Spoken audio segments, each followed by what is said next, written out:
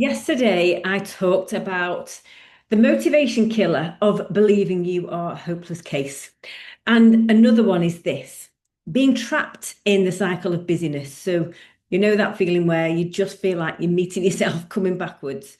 And menopause symptoms like low mood, anxiety, overwhelm, brain fog, tiredness, they all make keeping the plate spinning much harder than it might have used to have felt when we were younger.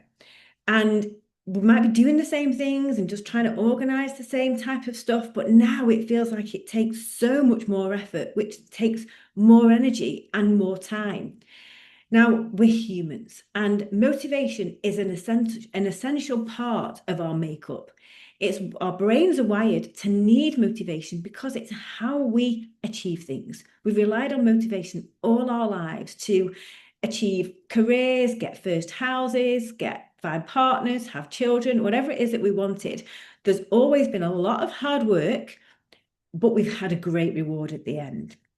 And that's what builds in that motivation. But at this stage of our lives, that cycle is broken. We're working harder, but for much less reward.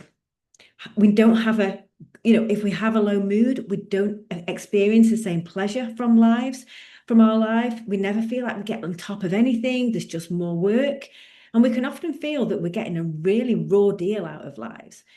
And when you start to feel resentful of how much you are doing, then that's a good indicator that the balance of effort and reward has tipped the wrong way, or more likely, the scales have snapped in half. And this is why we don't feel motivated anymore because we're just working so hard and we're getting very little, if nothing, out of it. This is also why we can have such powerful cravings. They become an essential substitute for the lack of pleasure in our lives. And if that's the reason you can't stick to a diet, you will never have the willpower to give up those things because they are like a temporary lifesaver to you. You are relying on the little bits of pleasure that you get from a glass of wine or a bar of chocolate or a takeaway to actually give you a much needed reward and recognition for how bloody hard you're working all the time. So this is another massive motivation killer.